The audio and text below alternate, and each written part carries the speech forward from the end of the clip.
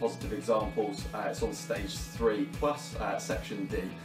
So I'm going through 5 tips. The first one is to focus on actually what you want to create, and then you can find out positive examples to be able to create that. So for example, if you want to create a culture within your crew of people pushing on and extra miling and working hard, when you're working through your bells the next day within your crew meeting, it doesn't necessarily need to be the person that high rolled, but the person that extra miled at the end of the day to get the result that they wanted. That's what you would focus on and extrapolate the figures from that story to be able to talk to your guys about that, and that'll be the example that you'll create the next day.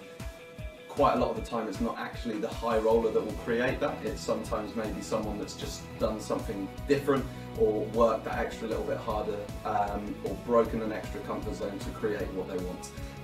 The second stage is to network with people around the organisation to find out different stories that you can use within your crew meeting. Sometimes if you're trying to create a new culture within your crew, you might not have the examples in your crew, especially if you've only got 4 or 5 guys on your team at the time. So you'll need to network around the organisation, whether it be in your location, your city, or outside, where it might even be outside the country. But you'll be able to find examples of that, so you can talk about that within your crew meeting, within your bells. It also shows your newer guys a bigger picture as well. My third point is point at people.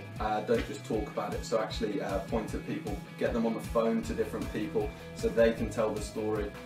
If you've got a high roller from the day before that's done something that you want to create, maybe get them to run the sales impact for that day. It'll carry way more weight if it's coming from that person than if it's just coming from you trying to sell what you want to create. Use that person to your advantage so you can create that positive example. My fourth point is show people.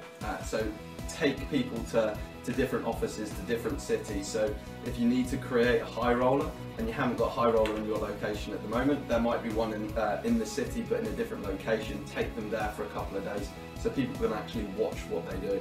9 times out of 10, the person that you want to, or what you want to create, a lot of the guys are doing most of it, but it's just that extra little bit of, that extra 5% that needs to be added on.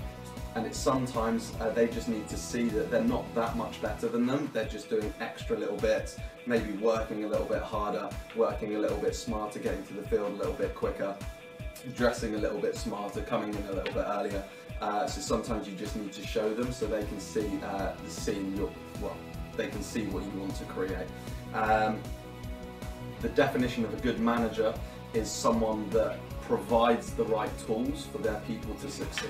So 9 times out of 10 it's not actually what you need to do, it's what you need to show them or put them in front of for them to use those tools, whether it be the cycle of development and bringing up a closing topic, for example, for someone to learn how to close but it's coming from someone else, or taking them to a different city, or putting them on the phone to someone. That's how you'll get your people better. Don't try and do everything yourself. Use the network around you to be able to help your organisation. And the last point that I've got is talk about your story. Majority of the time you've actually got more experience, or you've been in a lot more different situations and scenarios than you guys have. Maybe it's ringing the bell after 6, 7 o'clock in the evening and getting those late pieces, whether it's being turning your situation around, whether it's losing people off your team and having to rebuild your confidence. Quite a lot of the time you're the person that's actually done that, so talk about your story, and because you're the person why they started, you're the person why they're still in the business, and sometimes we forget that, so we need to use our story to be able to push our guys a little bit more. So don't forget how much influence you have on your people as well. That's my 5 top tips on how to use positive examples to create a better culture within your team and your sales organisation. Thanks very much.